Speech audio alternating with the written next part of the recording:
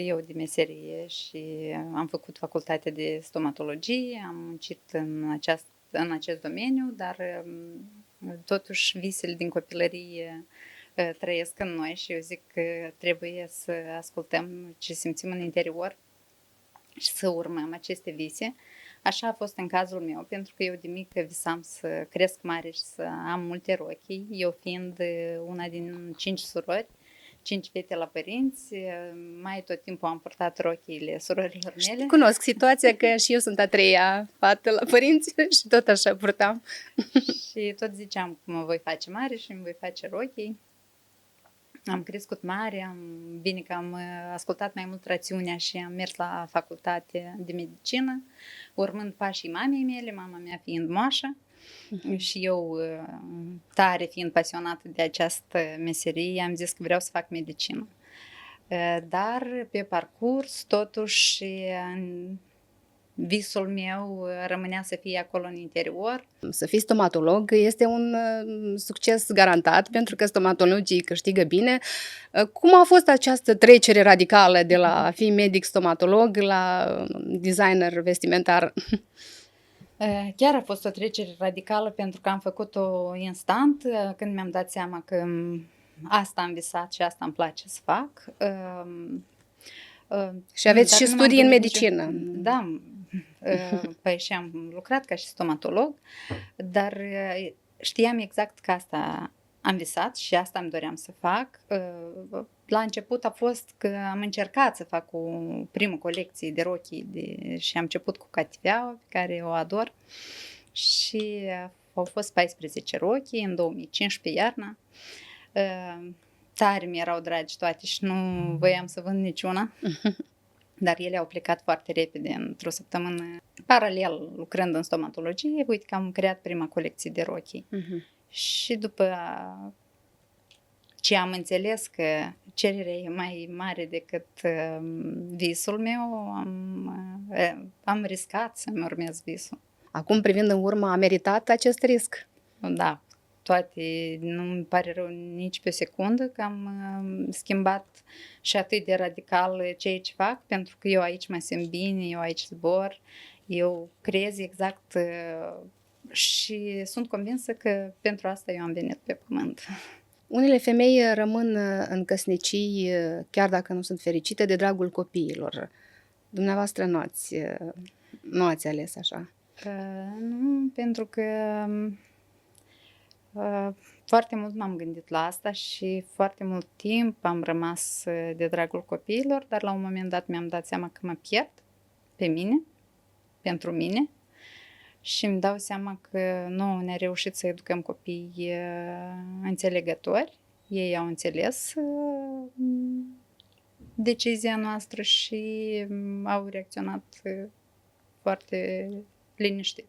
Ce le-ați spune femeilor care aleg să rămână, chiar dacă nu sunt împlinite în căsnicii, doar de dragul copiilor? Să se întoarcă la copilul din ei, din ele, la visele acelei fetițe și să vorbească cu sine, să înțeleagă ce își doresc cu adevărat și să urmeze ceea ce își doresc cu adevărat. Da. Și cum sărbătoriți 3 copii în aceeași zi? Frumos, tare frumos, fiecare are tortul său, stau în rând să-și sufle lumânările de pe tort. Eu cred că această dată îi va uni pentru totdeauna, pentru că zicea cineva că poate nu-i bine, când vor crește mari, fiecare va avea familia sa și nu se vor putea întâlni. Dar eu zic dimpotrivă, ei se vor întâlni în această zi odată în an, se vor întâlni cu familiile. Generația nouă nu mai croșetează cum croșetau mamele și bunicile noastre, dar mi-am dat seama că în aceste dantele este atâta energie împletită în acest fir de ață, încât e păcat să-l lăsăm să se piardă. De multe ori este aruncat la gunoi și eu mi-am propus să le salvez și să le dau o nouă viață. Cu această energie poți să te îmbraci Nu să o ții pe masă sau în dulap, cum se mai întâmplă acum, că nu mai punem în față de masă croșetată, totul s-a modernizat, copiii, generația nu vor să audă și nu vor să vadă din astea, totul e foarte modern. Dar Apropo, ce oricum, părere aveți acum de stilul tinerilor care poartă haine vazate, hanorace, glugi? fiecare are dreptul să aleagă să poarte așa cum se simte bine, eu nu critic. Dar pentru mine e un pic străin, bine că și fiica mea poartă așa cum și eu accept, pentru că asta e nouă generație, dar rolul nostru este să le dezvoltăm să nu uite de rădăcini. Și prin aceste rochii eu încerc totuși să duc mai departe acel fir de energie, de tradiție, dacă se poate zice așa, pentru că e un pic inspirat din ceea ce este la noi. Cine sunt femeile care poartă astfel de rochii? Pentru că sunt neobișnuite. Spuneam că par a fi de epocă. Eu le zic, sunt femei frumoase, fericite și care știu să poarte cu ele energie pozitivă. Frumos ar fi ca orice femeie să poarte rochii. De la început a fost un pic de reticență, erau numite rochii de băbuțe. Da?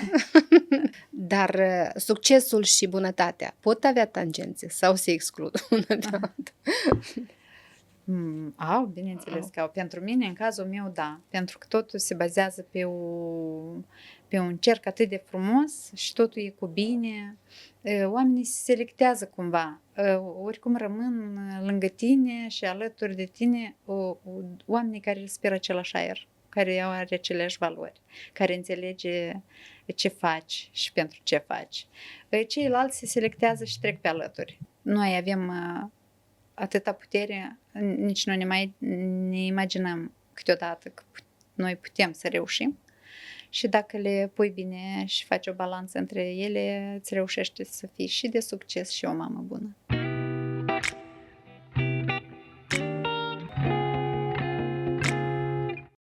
Bine v-am regăsit, prieteni, într-un nou episod al podcastului Oameni Buni. Un episod mai deosebit, cu un invitat deosebit, o doamnă distinsă, cu o ținută nobilă și un șarm aparte, o doamnă ce creează rochii ce par a fi de epocă, rochii pe care ați mai avut ocazia să le admirați în podcasturile mele, o doamnă despre care nu ai fi zis că a fost cândva medic stomatolog, iar acum este creatoare de modă. Este vorba despre Oxana Casandruța. Bună ziua și vă mulțumesc că ați acceptat invitația mea. Bună ziua și eu vă mulțumesc pentru invitație. Și un mulțumesc aparte, pentru că și de această dată port o rochie semnată de dumneavoastră. Cum v-a venit această idee să creați astfel de minunății de rochii? Pentru că sunt deosebite și bănuiesc că nu orice femeie le poartă. Nici nu știu de la ce să încep, cum a venit ideea, cred că s-a format în timp, pentru că eu de meserie și am făcut facultatea de stomatologie, am muncit în acest domeniu, dar totuși visele din copilărie trăiesc în noi și eu zic că trebuie să ascultăm ce simțim în interior și să urmăm aceste vise. Așa a fost în cazul meu, pentru că eu de mică visam să cresc mare și să am multe rochii, eu fiind una din 5 surori, 5 fete la părinți, mai tot timpul am purtat rochiile surorilor mele. Cunosc situația că și eu sunt a treia fată la părinți și tot așa purtam. Și tot ziceam că mă voi face mare și îmi voi face rochii. Am crescut mare, bine că am ascultat mai mult rațiunea și am mers la facultate de medicină, urmând pașii mamei mele, mama mea fiind moașă și eu, tare fiind pasionată de această meserie, am zis că vreau să fac medicină.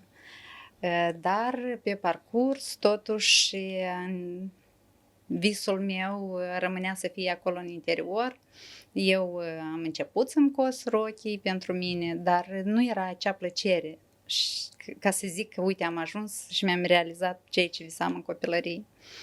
Până într-o bună zi am dăruit prima rochie și de acolo a pornit povestea. Totuși, s-ar părea că să fii stomatolog este un succes garantat, pentru că stomatologii câștigă bine. Cum a fost această trecere radicală de la a fi medic stomatolog la designer vestimentar? Chiar a fost o trecere radicală, pentru că am făcut-o instant, când mi-am dat seama că asta am visat și asta îmi place să fac. Și aveți dar și nu m-am studii în gândit medicină. Da, păi și am lucrat ca și stomatolog, dar știam exact că asta am visat și asta îmi doream să fac.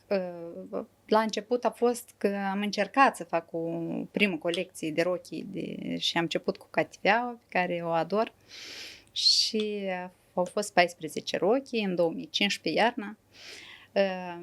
Tare mi-erau dragi toate și nu voiam să vând niciuna.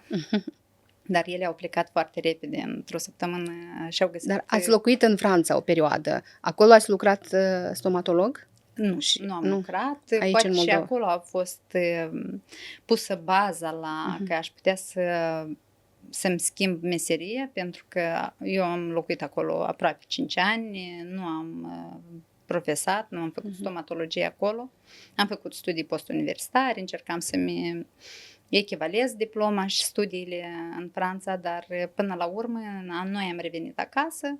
Acasă de îndată am început să fac stomatologie, m-am angajat, munceam, dar cumva deja visele mele prindeau aripi. În Franța fiind, am început să fac tot soiul de lucru creativ, manual, și am înțeles că asta mi-aduce multă bucurie.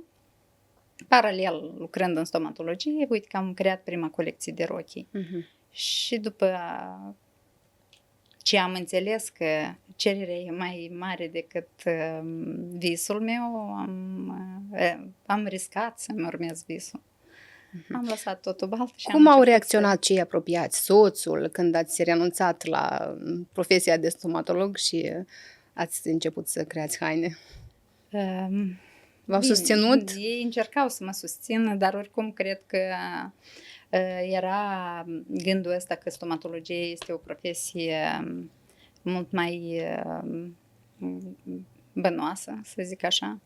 Și oricum eu nu am ascultat ce zic ceilalți, oricum am luat zborul pe linia mea. Spuneați că ați mers la risc pentru a vă îndeplini visul. Acum, privind în urmă, a meritat acest risc? Da, toate, nu-mi pare rău nici pe o secundă că am schimbat și atât de radical ceea ce fac, pentru că eu aici mă simt bine, eu aici zbor, eu creez exact și sunt convinsă că pentru asta eu am venit pe pământ. Dar credeți că veți mai reveni vreodată la profesia de medic, stomatolog? Nu?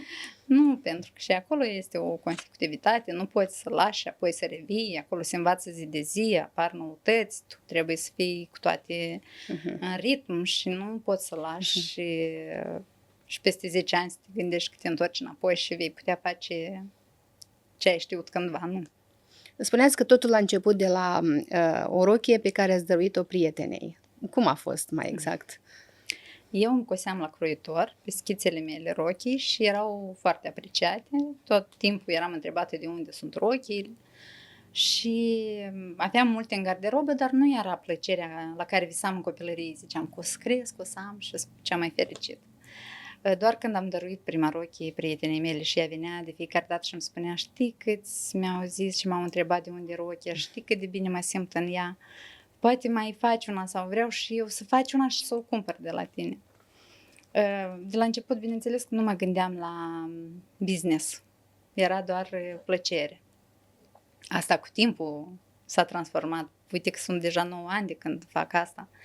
Dar la început era plăcere pură și, cum am zis, am riscat pentru că trebuia să mă descurc cumva. Am luat ultimul salariu de la stomatologie, am închiriat un spațiu și am început să lipesc pe acei pereți ce aveam acasă. Nu aveam bani de design să amenajez cumva spațiu, dar el a fost și mai bine așa pentru că eu l-am creat cum l-am simțit eu și cum îmi place și lumea la asta se trăgea.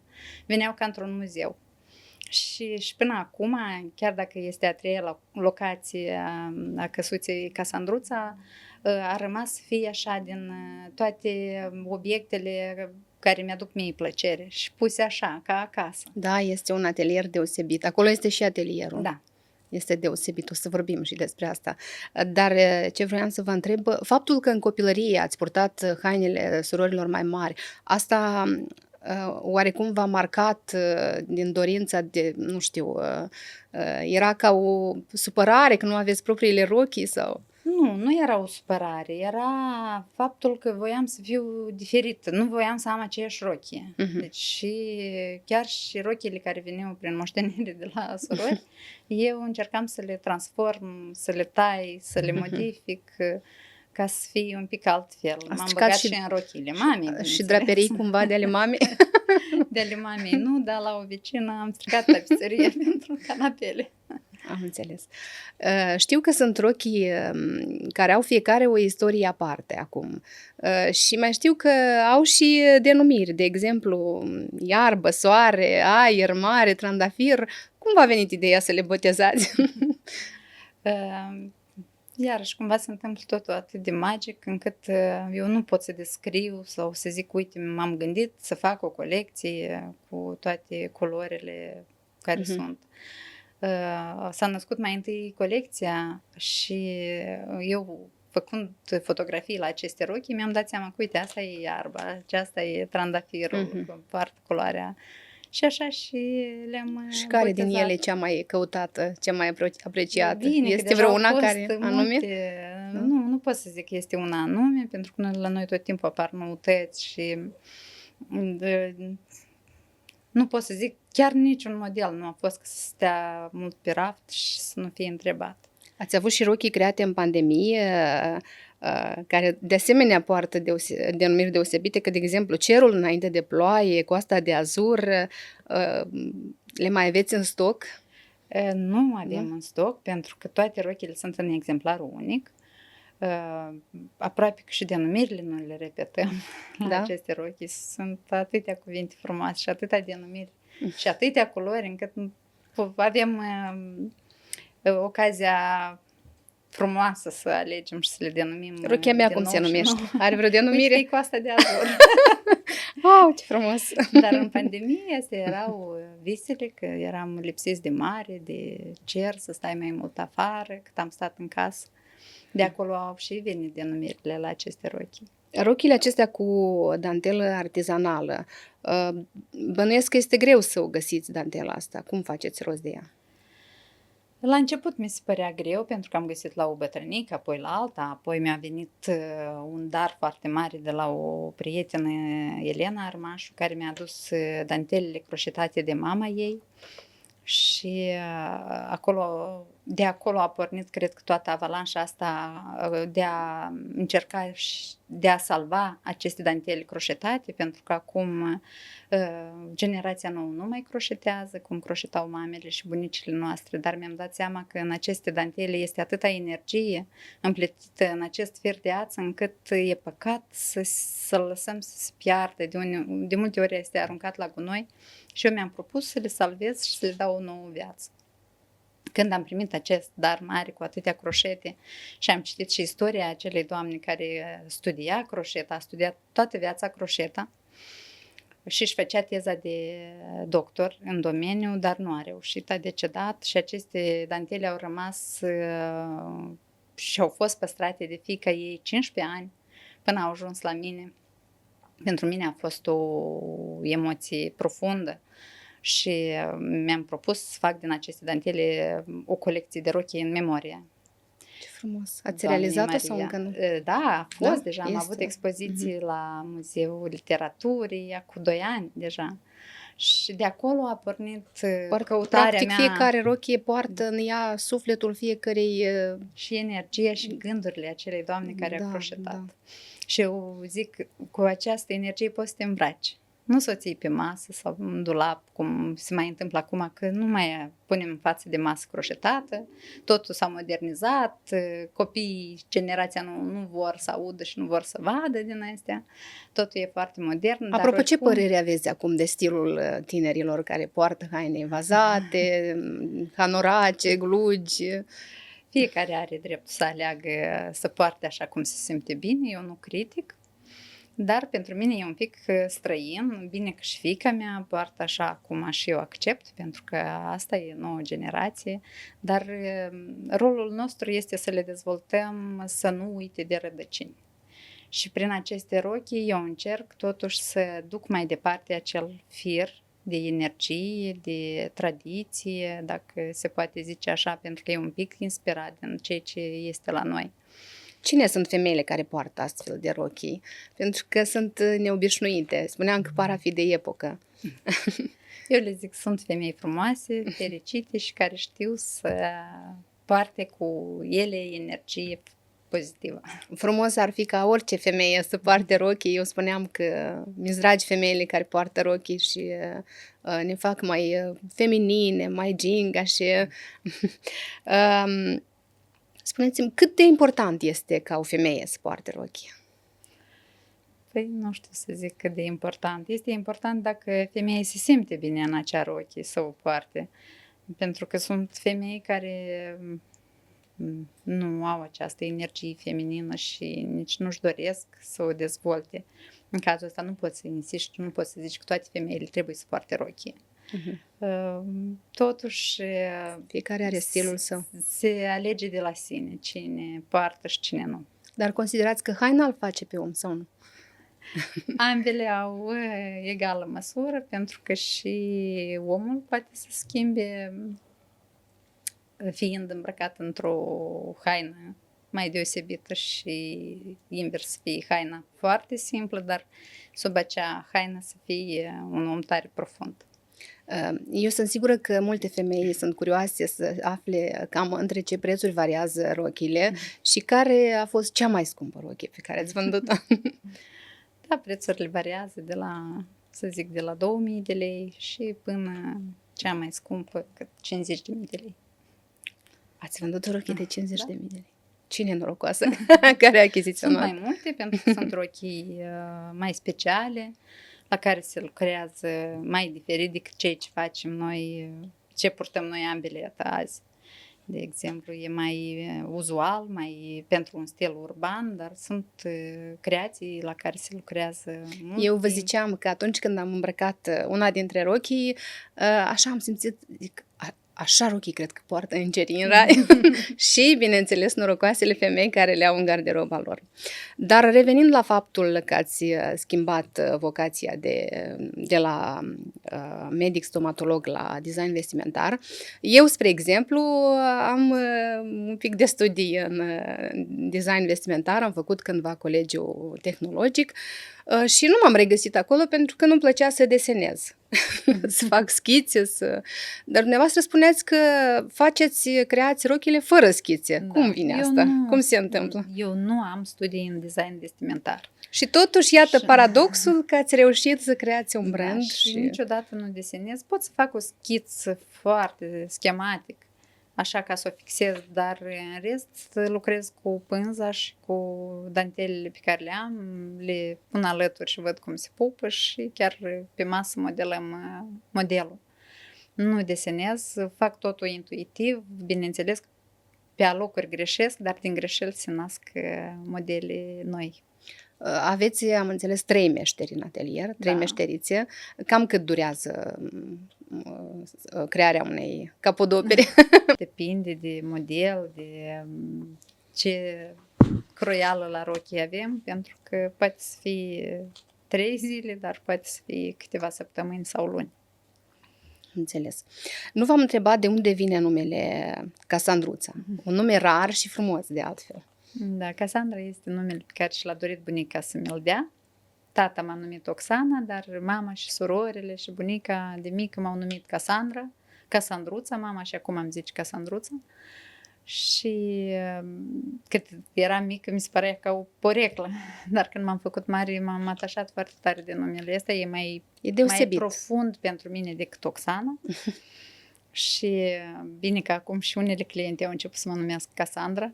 Cele mai Și apropiate am care înțeles știu că ați istoria. decis să oficializați și în acte Oxana Casandruța să fiți, Da. pentru că lumea vă știa până acum ca Oxana Munteanu. De ce ați luat această decizie? Eu de recent am divorțat, nu mai port numele Munteanu, dar am observat că la toți în telefon sunt scrisă Oxana Casandruța și chiar am făcut un test să întreb cam cum crezi ce nume mi s-ar potrivi și majoritatea din cercul meu apropiat au zis Casandruța. Uite că îmi doresc foarte mult să-mi reușească să iau acest nume de familie. E greu să schimbi în acte numele? Sunt niște pași pe care trebuie să-i faci, niște acte, trebuie să demonstrezi de ce îți dorești. Pentru mine e mult mai ușor pentru că nu aparține nimănui acest nume și de anume diminutivul ăsta Casandruța. Și Ați spus de divorț. Îmi pare rău să aud de divorț. Cum este posibil ca un bărbat să piardă așa o femeie deosebită eu n-aș vrea să... și o femeie de succes? Eu nu pot să zic că este o pierdere, pentru că noi suntem maturi ambii și la un moment dat ne-am dat seama că avem un pic alte trasee și am decis să luăm fiecare drumul său. Nu pierde nimeni pe nimeni, eu așa cred, fiecare își aparține sie și pentru mine e un pas pe care mi l-am dorit. Dar, din câte știu, v-ați mai despărțit odată de acest bărbat. Mai este loc de o împăcare? Nu. Nu? Nu, este o decizie definitivă și uite că acum aș vrea să-mi reușească să-mi iau această identitate Oxana Casandruța, să fiu așa pentru totdeauna și să fiu eu, să-mi aparțin mie. Unele femei rămân în căsnicii, chiar dacă nu sunt fericite, de dragul copiilor. Dumneavoastră nu ați ales așa. Nu, pentru că foarte mult m-am gândit la asta și foarte mult timp am rămas de dragul copiilor, dar la un moment dat mi-am dat seama că mă pierd pe mine, pentru mine și îmi dau seama că nu ne-a reușit să educăm copii înțelegători. Ei au înțeles decizia noastră și au reacționat foarte liniștit. Ce le-ați spune femeilor care aleg să rămână, chiar dacă nu sunt împlinite în căsnicii, doar de dragul copiilor?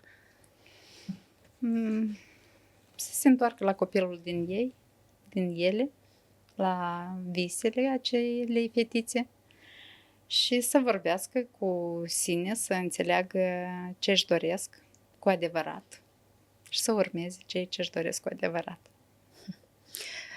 Apropo de copii, pentru că am vorbit de ei, aveți 3 copii, felicitări! Și cum se face că toți 3 sunt născuți în aceeași zi?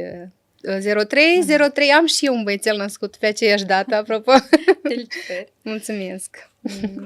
Au fost planificate nașterile sau? Nu au fost planificat niciuna din ele, doar Doamne, și toți 3 cel în de-al aceeași zi. treilea noi l-am calculat un pic ca să ne iasă data de 3, dar oricum a fost de la univers, de la Dumnezeu, pentru că erau 38 de săptămâni și medicul spunea că mai trebuie de stat acasă încă 2 săptămâni. Ați născut natural, natural, ceva. fără inducție. Deci a fost în aceeași zi. Da. Și cum sărbătoriți 3 copii în aceeași zi?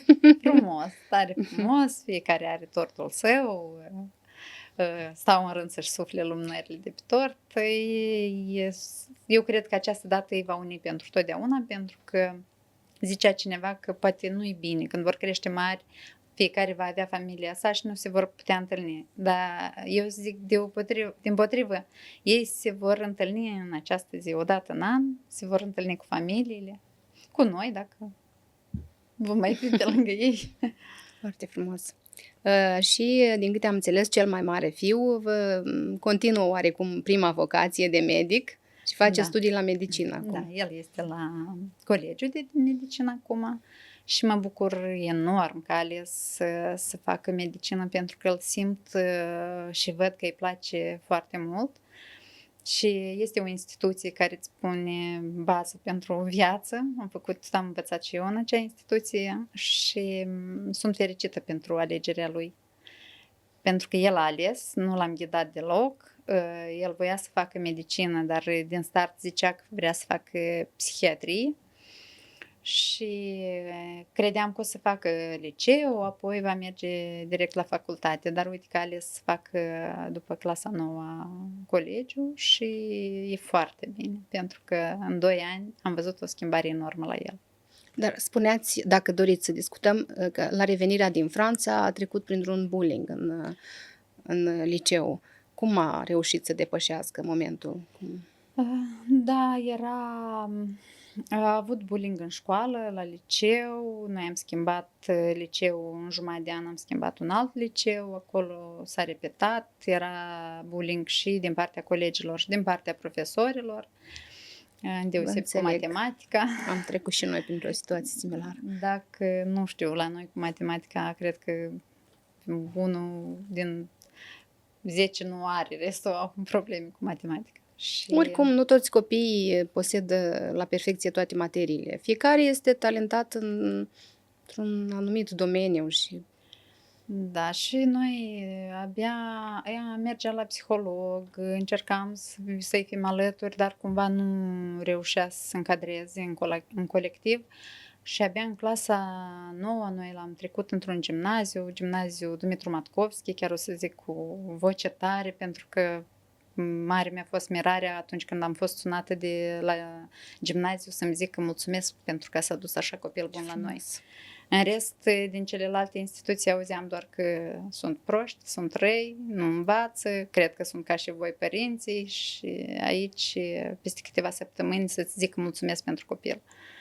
Și acolo el a reușit să se stabilizeze într-un an, să-și pună și un pic materia, să înțeleagă ce îi place, ce nu îi place. important că a depășit momentul Da. și ați reușit să-l susțineți și acum... Tot timpul am încercat să-i fiu alături, să discutăm mult și până acum, cât de târziu n-aș veni acasă, eu sau el, noi câteva minute ne organizăm să stăm și să ne spunem cum ne-a trecut ziua, ce am făcut, ce planuri mai avem și asta unește foarte mult. Ceilalți doi copii ce fac? Mai aveți încă un băiat și o fetiță, da? Da, fetița e de mijloc. Câți ani are? Acum 12 și Robert are 10 ani. Acum, Mulți înainte. Mulțumim. Pe timp de vară, uite că sunt la tabără, au mai fost la tabără de la școală în România. Ei încă concurează între ei care e mai puternic. Dar bănuiesc că ați creat rochie și pentru fiica dumneavoastră, cred că le poartă cu mândrie. Le poartă atunci când avem evenimente la Casandruța, pentru că în rest ea are un stil ca și Da, tinerii, generația tânără, da? Da. Și eu nu insist, eu înțeleg foarte bine că e haios să apară într-o rochie în stilul ăsta. Da. Ei, oricum, sunt și rochii mai prieteni simpluți. care sunt în shorts, în pantaloni. Da. Dar când sunt evenimente, chiar am observat ultima vreme că mă întreabă dacă i-am pregătit rochii și bine și tot timpul îi pregăteam la toate defilările pe care le-am avut, ea participa în rând cu fetele mari și chiar anul trecut, vara trecută, colecția s-a numit Drăgaica 3 generații pentru că defilarea a deschis-o Olivia, fiind fiica mea. În mijloc au fost surorile mele și a închis-o pentru prima dată mama mea. Vai, Am îmbrăcat-o, i-am făcut o surpriză, ea nu știa că o să defileze, a avut emoții, i-a ridicat tensiunea la maxim, dar a fost tare frumos. Și am văzut că tot vorbeam de Olivia, pe fața ei lumină și că îi place ce fac eu. Nu vrea să fie și ea creator de modă? Nu cred. Sau e prea devreme? Toate că de multe ori ea zice, dar eu cred că ea este ea nu v-a tăiat nicio rochie, niciuna din rochie, cum făceați dumneavoastră? Nu, ea încă nu a ajuns la această etapă și nu cred, pentru că ea văd că mă urmărește ce fac, chiar și nu numai online, dar și fizic vine la muncă să vadă cum se întâmplă, dar ea este pasionată de muzică, ea face pian. Mie mi-ar place să ajungă o pianistă celebră, dar să vedem și cum să faceți o defilare de modă pe muzica fiicei. Vă doresc să fie așa cum vă doriți dumneavoastră.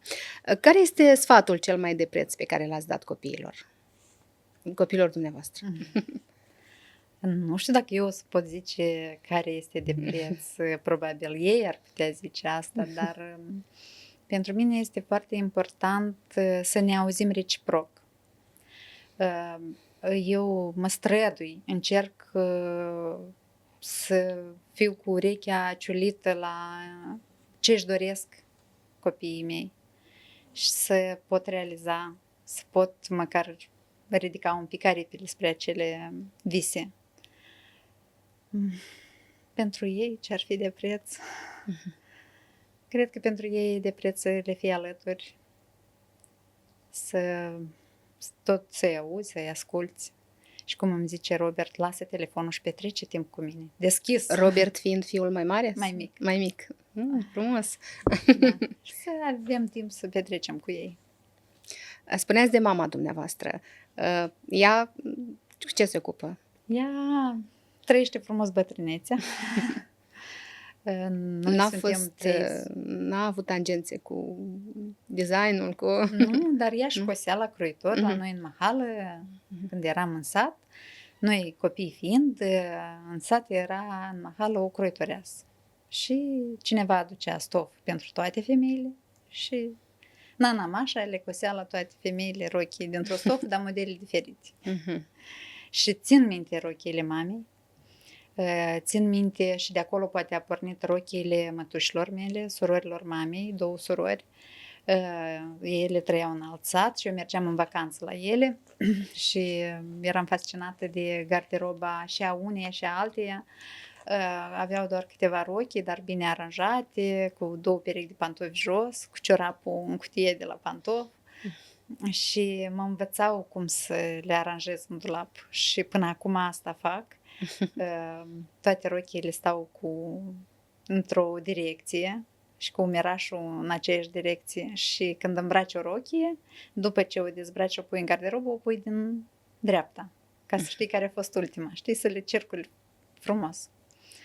Și sunt amintiri tare frumoase și plăcute din copilărie.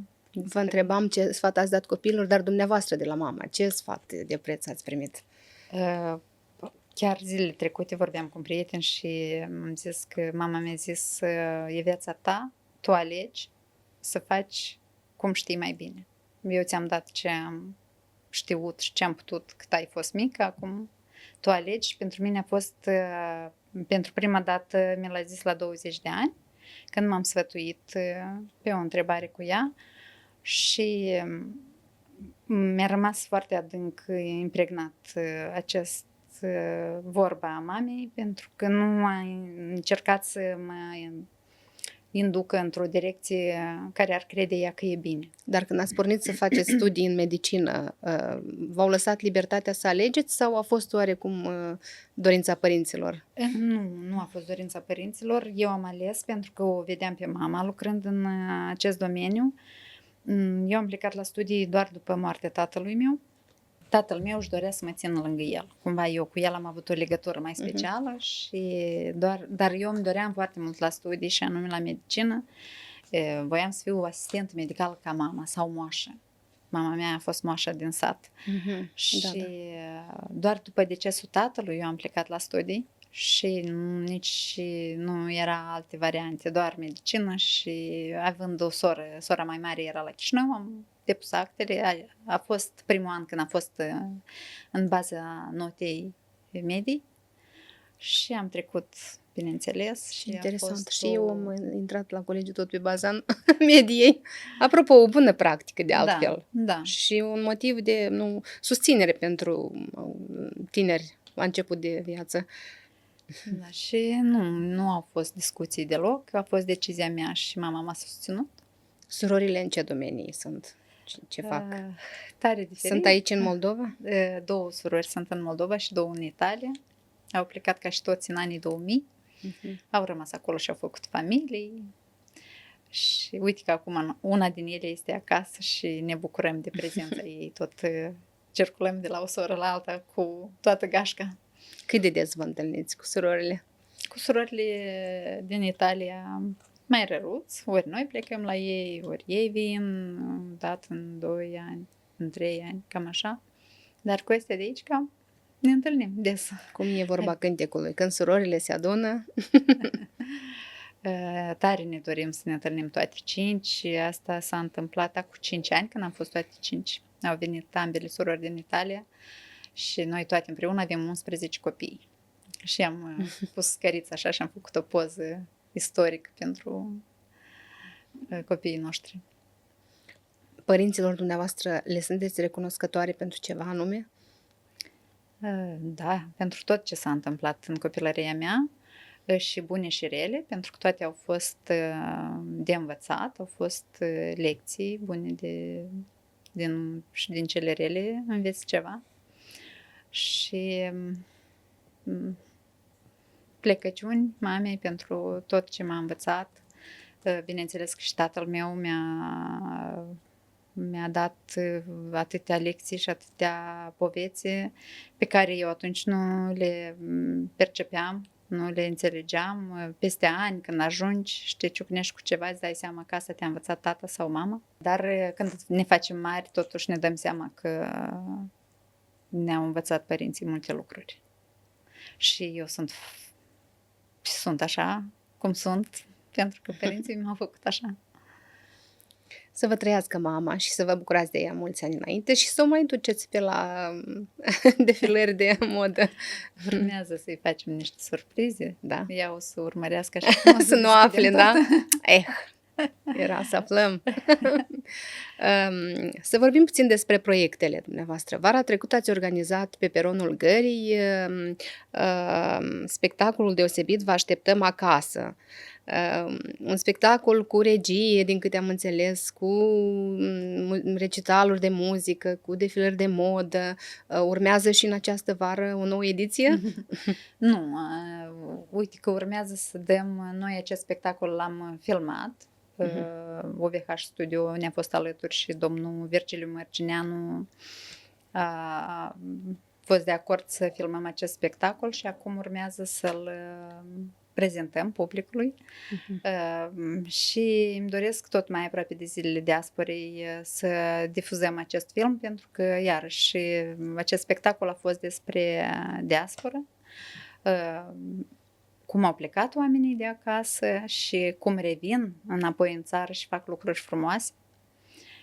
E ca o mulțumire pentru acești oameni, pentru că eu sunt susținută de femeile din diasporă.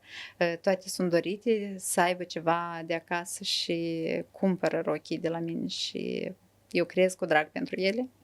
Și uite că urmează să dăm. Dar autoritățile din Moldova susțin? Cum susțin în general designerii vestimentari?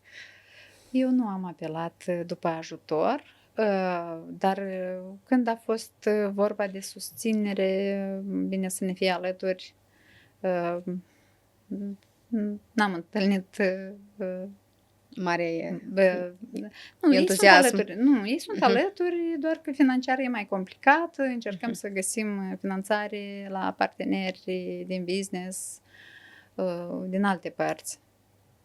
Între timp am înțeles că participați la Romanian Design Week la București. Ce înseamnă Soul of Moldova, pentru cei care nu știu?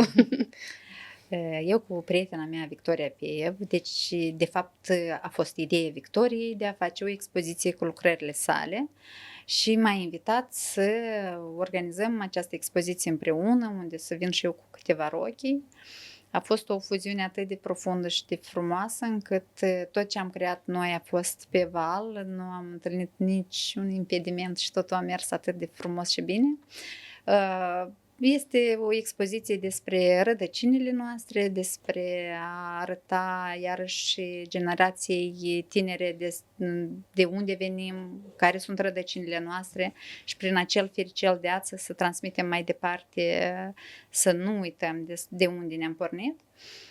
Și la București, la Romanian Design Week, am fost invitați anume cu această expoziție.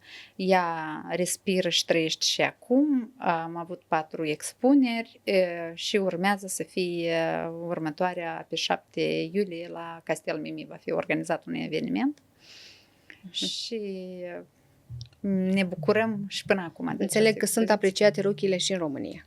Da, multe cliente și de acolo, multe femei care acceptă acest stil, îl poartă cu drag, dar de la început a fost un pic de reticență. Erau numite rochii de băbuțe. Da? Și eu mi-am Atunci eu explicat, prefer să fiu o băbuță frumoasă în rochile astea. dar a fost nevoie de timp să explic, să povestesc istoria acestor rochii, cum sunt făcute, care e ideea, de ce anume așa și de ce așa stil. Și uite că cu încetul a prins. Dar dintre străini aveți pe cineva care au achiziționat rochile? Peste tot în lume am Peste trimis tot în rochii, lume. da. Și dacă e cineva din diaspora care poartă, deja și cei din Germania foarte multe rochii. Bine că rochiile Casandruța au și un pic de stil bavarez. Eu zic că ăsta e un stil care se numește stilul Casandruța deja. Dacă mă întreabă cineva ce stil sunt rochiile tale, nu știu, că e un stil amestecat, nu are o linie clară, definită.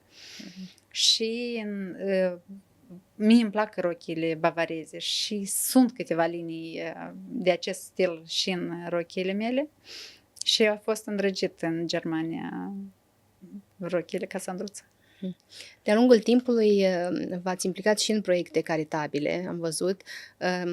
Ce înseamnă pentru dumneavoastră bunătatea? Pentru că tot podcastul se numește Oameni Buni. Și cum ați defini bunătatea? Bunătatea e multilateral, nu poți să zici prin câteva cuvinte ce înseamnă bunătate. Este să fii empatic cu oamenii, să zâmbești, să întinzi mâna atunci când e nevoie și să o întinzi cu palma în sus, să îmbrățișezi omul care are nevoie de tine, tu să te lași îmbrățișat când ți-e urât. Tot asta e bunătate. Este important să fii un bun în viață. Sau în zilele noastre nu prea? Pentru mine e primordial, pentru că oricum pe bunătate se bazează tot și eu cred că sunt mai mulți oameni buni decât nebuni și nu tot timpul, dar așa se zice, cu bunătatea câștigă. Așa să fie. Dar succesul și bunătatea pot avea tangențe sau se exclud una de alta? Au, bineînțeles că au. Pentru mine, în cazul meu, da. Pentru că totul se bazează pe un cerc atât de frumos și totul e cu bine. Oamenii se selectează cumva. Oricum rămân lângă tine și alături de tine oamenii care respiră același aer, care au aceleași valori, care înțelege ce faci și pentru ce faci. Ceilalți se selectează și trec pe alături. Sunt de tot soiul. Dacă tot am vorbit despre succes, puteți să ne spuneți care sunt reperele unei femei de succes? Iarăși niciodată nu mă gândesc la repere și la că vreau să fac cumva anume. Eu tot timpul am mers intuitiv prin viață, bun, că te ții de bunele maniere și ca să nu faci rău, să nu distrugi, să nu greșești, încerci să nu greșești, cu toate că mai călcăm și străm câteodată. Dar eu de multe ori zic că am un înger păzitor cu aripile tare mari și care mi le ridic și pe ale mele de câte ori îmi cade dispoziția și uneori îl văd eu tărându-mi aripile, dar el le ridic și le scutură și eu reușesc cumva așa să trec prin viață ușor.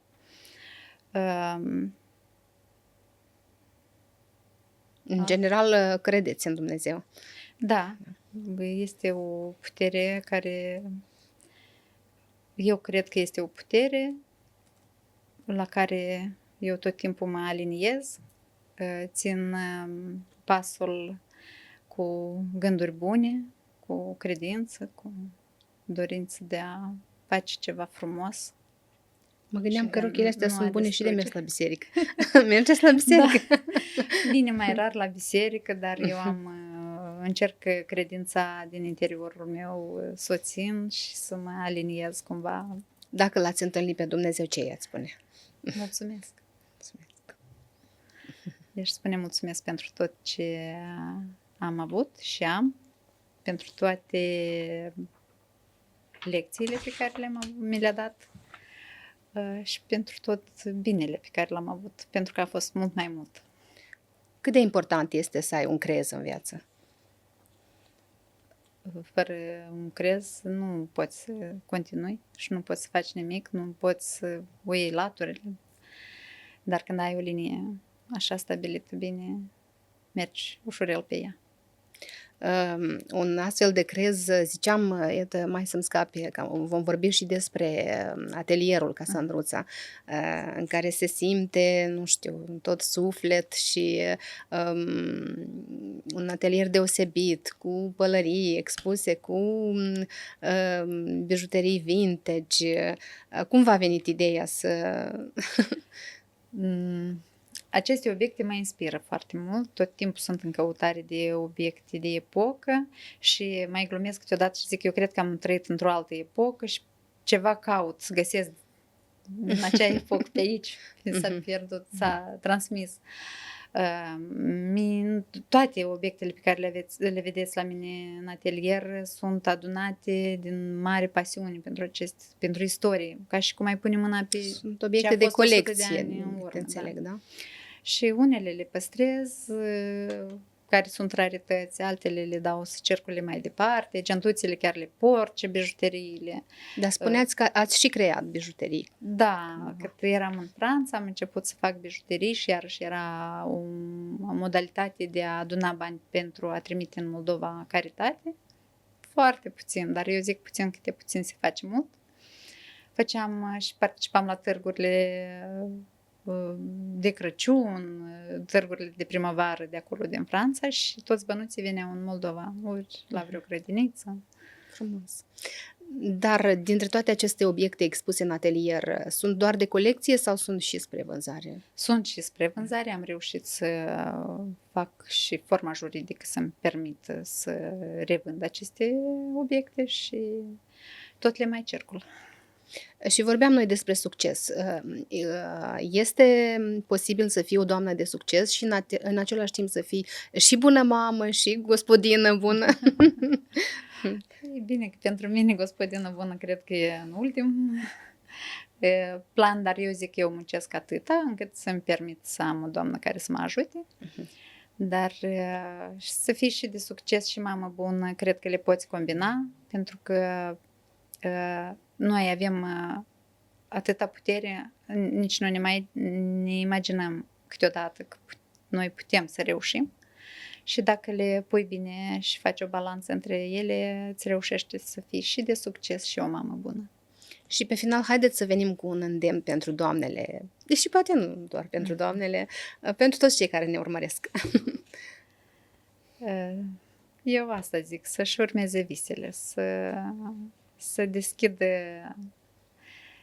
inima, să asculte vocea de acolo din interior și să urmeze visele acelui copil. Pentru că asta e cea mai puternică, cred că, viziune pe care are un om venit pe pământ și apoi poate să o îndeplinească. Eu vă mulțumesc din suflet pentru acest interviu cald, așa, scurt și cuprinzător. Eu vă mulțumesc pentru invitație. Și vă doresc să bucurați și în continuare femeile cu superbele rochii, care unora le par cum le par, altora le plac și le apreciază. Și mult succes în tot ce faceți. Mulțumesc și dumneavoastră. Și urmăritorilor noștri le mulțumesc. Nu uitați să vă abonați la canalul meu de YouTube, Marcela Dedin, podcastul Oameni Buni. Și nu uitați că cel mai mic act de bunătate pe care îl faceți poate schimba lumea. Pe curând, numai bine!